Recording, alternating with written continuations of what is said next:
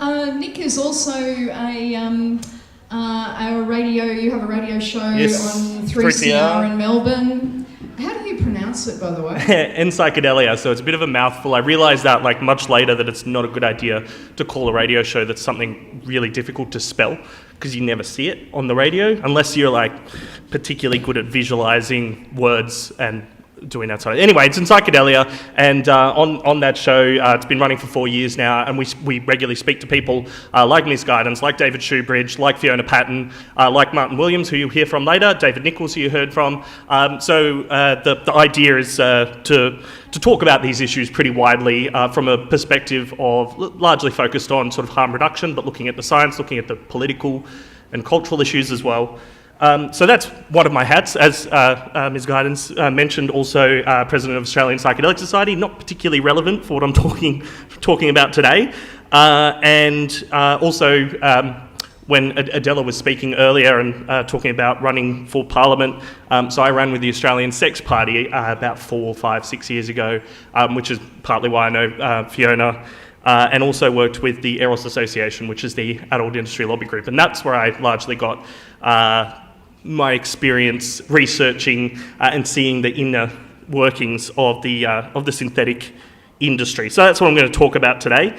And it starts way back. It's all part of Prohibition. So it starts with the start of this Prohibition process that we see, this assumption that certain substances, certain plants, certain synthesized chemicals, that when you take them and they give you an effect, that they must be banned, except for all the ones that aren't banned. Cigarettes, alcohol, caffeine, sugar to an extent. And we've got a whole regulatory system with substances and all sorts of different categorizations. And it's not really quite clear why they sit in those, not from a scientific perspective, why they sit in the categories that they do. So in 1984, a organic chemist called John W. Huffman was working to explore the endocannabinoid system. And to do that, he synthesized a number of cannabinoids based on the THC molecule. And over 20 years ended up synthesizing over 400 new chemicals, some of them completely new, not something that you find naturally. All of them agonists, so they bind to the cannabinoid receptors in people's brains. And this was in search of trying to isolate the medicinal effects of the cannabinoids in cannabis. So I won't go into the medical cannabis story. There's plenty of people at this event this weekend that you can speak to about that. But those synthesized chemicals were trying to isolate things so they could detect very specific changes in the endocannabinoid system. So that's where this all started. But where it sort of takes off is in the late 2000s. So in the late 2000s, two brands came out of Germany, K2 and Spice, and they were sold in head shops in Germany and online across the world. So both K2 and Spice were products that they sort of, they understood the way that Prohibition works across the globe is we've got schedules, we've got lists of chemicals in those schedules, and those are the banned drugs, right? That's how it works. But people still want to get high, and guess what? There's a whole bunch of things outside of those schedules that get people high, and one of the things about these synthesized cannabinoids is that some of them do get people high. Some of them also have terrifying effects, and some of them do nothing. So it's a bit of a mixed bag. So they were being sold out of Germany in the late 2000s. They were called the JWH series. That's the John W. Huffman series. And they were sort of, I'm going to break this up into different categorizations, different generations of these substances, because we're up for about 5 or something now. So this is generation 1. And they got these chemicals. Not sure where they were being manufactured when it was in Germany, but largely a lot of them have been manufactured in China and India, and got a whole bunch of Damiana and sprayed these JWH chemicals onto the Damiana and packaged it and sold it as legal highs. This is where a lot of that legal high stuff came from in terms of the ones that were said to be mimicking cannabis. So these brands started turning up in Australia about a year or two later and started to gain popularity in populations of people who were subjected to regular drug testing. And this is another issue that is interesting to touch on, the spread of drug testing in workplaces, especially workplaces where people aren't operating heavy machinery. They might be sitting in front of a desk all day, and you sort of wonder, why are we drug testing these people? But there's a few companies that are really pushing for this as some kind of public health idea. So, and again, the same thing can happen then with what happens with roadside drug testing. You can, your employer then can find out that you have been taking a drug at some point 3 days earlier. It doesn't really matter, not necessarily impaired, that's not what they're detecting, and then put you through disciplinary action. That's exactly what was happening in the mining industry.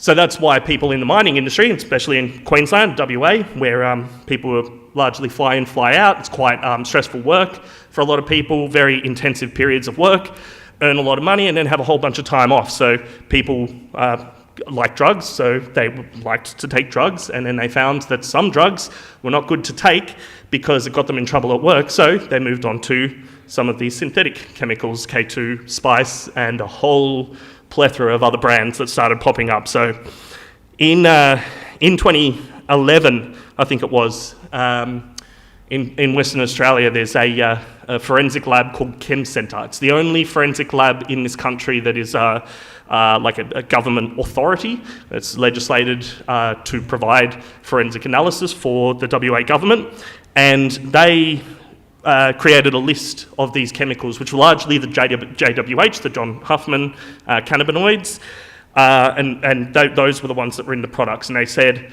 we need to develop tests. One, we need to develop tests so we can do tests, workplace testing, and detect these. And two, we need to recommend to the government that they ban these. And this is a process that I want to talk about because it sort of started off a process that we've seen unfold. It's largely stopped now because they found the end, which is a stupid end. We're going to reach there in a sec. But it started this sort of cat and mouse process. So here's a whole bunch more chemicals that have just been added to this list. We've got however many, 250 chemicals on the schedule. It's different per state. 250 chemicals, and we're going to legislate to add these new chemicals and ban them. So I guess I'll take a step back for a moment because I need to introduce another concept, and that's it wasn't just the list. That's how it started. It was just the list. But in the 1990s, or in the late 80s in the US, but in the 1990s in Australia, there was an introduction of new legislation to cover what was seen as a hole in the prohibition legislation. Because before the cannabinoids in the late 2000s, there were the phenethylamines, the 2C substances, and a couple of other obscure substances that were sort of coming onto market, being experimented with a little bit. And the authorities wanted a way to ban these, but didn't want to have to keep adding them to the list. So they made the analogue laws in the 1990s. So the analogue laws set out a whole bunch of chemical explanations as to, you know, if you attach something on a ring here or if you do something to the structure there, then it's still considered a prohibited drug. And then the other part of it was if something is structurally similar or pharmacologically similar to a current prohibited drug, then it should also be a drug. So that was sort of the part at the time at which it's starting to extend beyond. We're looking at a chemical or at a plant. There's sort of this idea that, I think people still think this as well, maybe not you guys in this room, but ask your friends, ask your family, that there's like records on every single drug that's prohibited that proves how dangerous it is, and that just doesn't exist. There's no such thing as that, and they've moved further away from even the sort of semblance of that idea as they've pursued this prohibition agenda. So is there a criteria for the potential for harm in there? Well, just because something is structurally similar or pharmacologically similar to a currently prohibited drug doesn't say whether or not it's dangerous. And if it were to say that, does that mean that all the currently prohibited substances are all correctly scheduled as well? And we know for a fact that they're not. So we've got ourselves into a bit of a nonsense loop here. So in 2013, the initial ban set off a bit of a moral panic, and that was beautifully articulated by Dr. Stephen Bright, B. Bishop, D. Arcane, A. Marsh, and Monica Barrett in a piece called Chronic Hysteria, exploring the intersection between Australian synthetic cannabis legislation, the media and drug-related harm. And I just want to read what they said, because it is this is essentially outlining what's happened, what this process is, and you'll see it now once I've read this. And I highly recommend going and reading the whole thing. It's not very long, and it's a good read. So the abstract background: having first appeared in Europe, synthetic cannabis emerged as a drug of concern in Australia during 2011. Chronic is the most well-known brand of synthetic cannabis in Australia and received significant media attention. Policy responses were reactive and piecemeal between state and federal governments. In this, and in the paper they go through the methods. So they used Google search engine applications to produce time trend graphs detailing the volume of media stories being published online about synthetic cannabis and chronic, and then the amount of traffic searching for those terms. Also a discursive analysis conducted on those media reports identified by Google as key stories. Timing of related media stories was also compared with self-reported awareness and month of first use of these substances. And what they found, between April and June 2011, mentions of chronic in the media increased. The number of media stories published online connected strongly with Google searches for the term chronic. These stories were necessarily framed within dominant discourses that served to construct synthetic cannabis as pathogenic, as a disease, and created a moral panic. Australian state and federal governments reacted to this moral panic by banning individual synthetic cannabinoid agonists. Manufacturers subsequently released new synthetic blends that they claimed contained new unscheduled chemicals. And the conclusion was that policies implemented within the context of moral panic, while well-intentioned, can result in increased awareness of the banned product and the use of new, yet-to-be scheduled drugs with unknown potential for harm. Consideration of regulatory models should be based on careful examination of the likely intended and unintended consequences. So that was what they said. This was in 2011, at the start of all of this. Governments didn't really listen to that. I was, at the time, in contact with MPs across the country trying to make this point that you can't just continue to pursue prohibition. You're going to make it worse. You are already making it worse. It doesn't work the way that you think it's going to work. And they don't care. They're just going to keep doing that because they're stuck in this prohibition loop. So we sort of have to ask, oh no, sorry, lost my spot. So that's the process of prohibition, not a very effective public health response, because what we are seeing here is there's no analysis of what the drive behind this market is, the desire to get high. There's no discussion at that level about why people might want to do these things. There's an assumption that people who want to alter themselves in ways that are not already legal must be somehow harmful. But there's no discourse of proof of this that goes on with the government. It's just sort of assumed. So this keeps happening, and then the new drugs. So what happens is you get a bunch of drugs banned, government pays attention to them, media puts them out there, a bunch of people go, I don't care if it's fucking going to fuck me, I want to get fucked up, and they look it up, they go find it, they order the new one, suddenly a new lot of chemicals come on, another moral panic, so on and so forth. This happened for years. So in Victoria, I don't know the number in New South Wales, but in Victoria, over I think a 4-year period, there were about 10 amendments to the Drugs, Poisons and Controlled Substances Act, each of them adding new lists of chemicals, also doing curious things like in that time Victoria managed to ban books that contained instruction on how to manufacture and cultivate illicit substances. So their whole reasoning at the time was, we're stopping ice dealers, but if you just walk next door, a lot of the books that are in there would be considered paraphernalia in Victoria. Not a lot of people are aware of this, and I'm not aware of it being enforced, but these were the sorts of things that were snuck through alongside this synthetic panic that was going on. And people want to get high. I mean, that's what it sort of comes back to in the end. People want to get high for a number of reasons, whether it's for fun, for therapy, for social reasons, for pain, for spiritual reasons, etc. Everybody's got their own reason and story behind it, and it's easily trivialised by those who don't understand or don't care to inquire, but not so trivial for those that enjoy that experience. I'll touch on it. Okay, so there was one country that tried a alternative approach. And that was New Zealand. In 2013, you might have heard about this, but in 2013 they passed the Psychoactive Substances Act. And the Psychoactive Substances Act was an act that would legalise and regulate a series of psychoactive chemicals. Unfortunately, when they introduced that legislation, they missed the mark, and they said that all the ones that are already scheduled, we're not going to include those ones. So they kind of that's part of the problem. You have to have one kind of approach. You can't just go, oh, we'll stick with the historical inaccuracy, but we'll do a new thing for all these obscure chemicals. And so it upset people. For about 6 months, they had a legal synthetic legal highs industry, and then it all got shut down, and it's still sort of sitting there. You can actually go and find the New Zealand government's Ministry of Psychoactive Substances. If you look up Ministry of Psychoactive Substances with New Zealand, it's still sitting there. Not sure how much money is going into it, doing nothing. And in the meantime, the synthetics have not gone away. They've moved onto the streets, I guess. They've moved into the hands of the black market, and however that black market goes and distributes those chemicals. So what they did was they defined psychoactive substance as something that stimulates or depresses a person's central nervous system, resulting in hallucinations or in a significant disturbance in or significant change to motor function, thinking, behaviour, perception, awareness, or mood, which is pretty broad, or causing a state of dependence, including physiological or psychological addiction.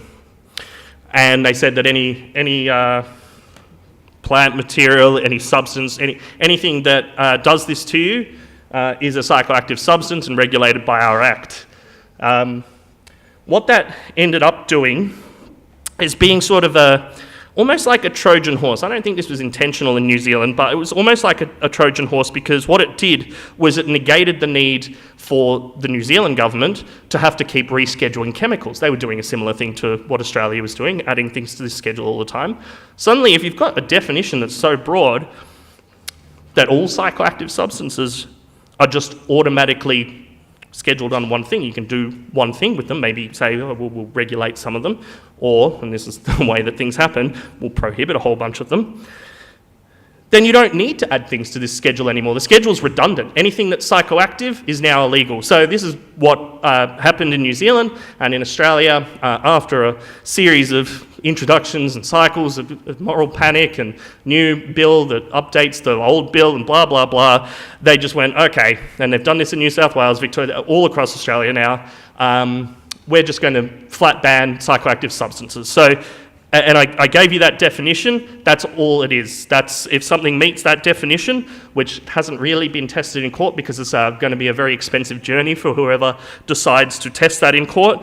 But it's scared enough people off that it's not an area that there's a lot of movement on anymore. But now that there's this idea that if something is a psychoactive substance, that it needs to be banned automatically. There's no testing for whether or not it's harmful or anything like that.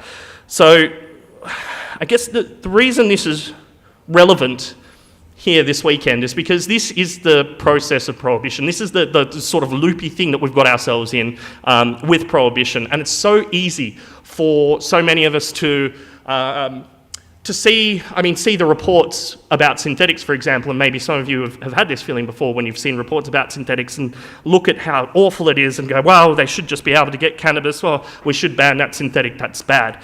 But what we're doing then is being complicit in the Prohibition process, and it's the process that's the problem, because the politicians have no way out of it. They're just following this process endlessly because there is no other option. There is no discussion of what's a different approach here. And there's no discussion, there's a little bit of discussion now around cannabis legalisation, but it's still a very difficult discussion, and it's marred by all sorts of other discussions that go on. So, a couple of messages, I guess, is that uncritical reporting in the media seeds demand, despite media being required to not promote drug use as desirable.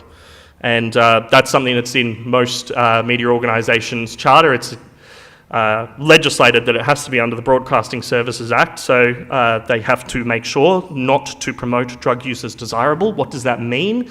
Well, I actually was just in contact with a young budding journalist from SYN in Melbourne, Student Youth Network. It's a under-25s radio station, to talk... Sorry, I also do a thing called the Yarra Drug Health Forum down in Melbourne, which is a discussion platform for community in the city of Yarra. And I said, hey, we've got an event coming up. Do you want to promote it a little bit? And they said, oh, no, we can't promote drug use. And this is a young budding journalist who's already got this message that even to discuss a community meeting, this community meeting, by the way, is one of the communities that helped to get up the medically supervised injecting centre in Melbourne, among other projects. It's not a forum where people are promoting drug use. It's mostly people from the alcohol and other drugs sector that turn up. But this journalist, their impression, the young journalist, their impression was that to even promote that would be promoting drug use as desirable. And this means that every time there is drug reporting, that drug reporting is always going to be slanted towards, oh, look at how dangerous it is, and look at how bad it is, and they can't say anything else. They're scared to say anything else because they think it will breach their rights and obligations.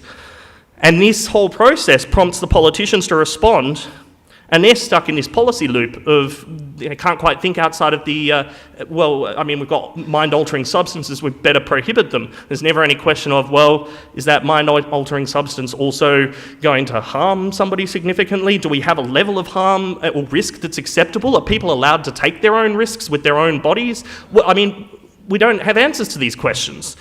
So, and every time the rhetoric that the politicians use is the same to promote these laws. And it's been the same since the 1920s, especially since the 1970s when it ramped up. And that's this idea that if we introduce harsher penalties and if we increase the scope of prohibition, that will make drugs go away, that will reduce drug harm, that will reduce the number of drugs. And it's not been the case at all. What's happened is we've seen more new obscure drugs come out than ever before. And just touching back on the synthetics. I know it's a bit of an obscure topic, but one of the things about a lot of these synthetic substances is that we don't know whether or not they're going to be dangerous or not, and that's the problem. I think some people assume it's going to be dangerous because we don't know, but the answer is that we don't know what's going to happen. There hasn't been any research, especially on the new series of chemicals. The earlier series, as I said, were developed by an organic chemist who was looking at cannabinoids to research the endocannabinoid system. The latest lot are developed by people that have access to that like CAD molecule program, who can come up with a new molecule that looks like it'll fit the receptor, send it to a lab in China, and for a couple of $100, you've got a brand new drug in the mail. This is the process that's happening now. It's that easy. I guess I'm just about finished. I can't really think of anything else to leave you on other than we're at this point now where merely the idea of a substance being psychoactive means that it is illegal, and there's no sort of question of that. And if we are going to move towards legalisation of cannabis, of MDMA, of anything, we need to be asking that question of what's the criteria? How do we develop a framework where there is a criteria of what can be accepted and what can't? Because we can't go and create a whole bunch of new just legs off, because at the moment alcohol and tobacco are legislated because they've got their own legislation. They don't even sit in the Drugs Act. They're not considered drugs by the Drugs Act. I mean, nicotine in certain quantities is, and that's another obscure story, but it's all over the place. We need to come up with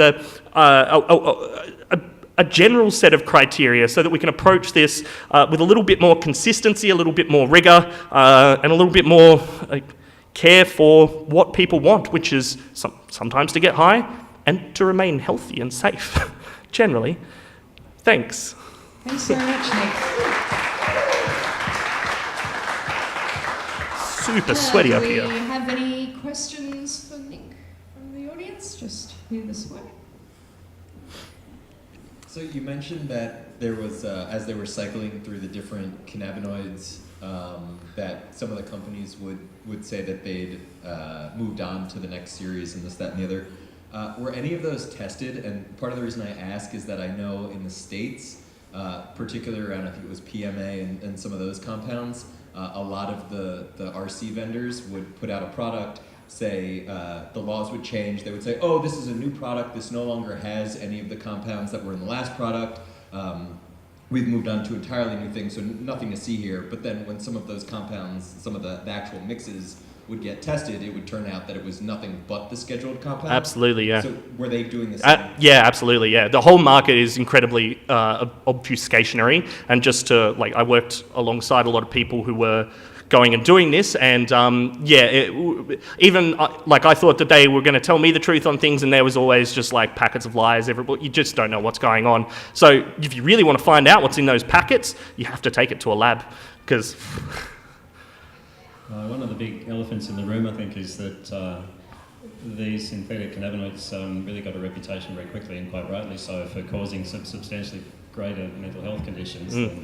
And so it was really jumping out of the frying pan away from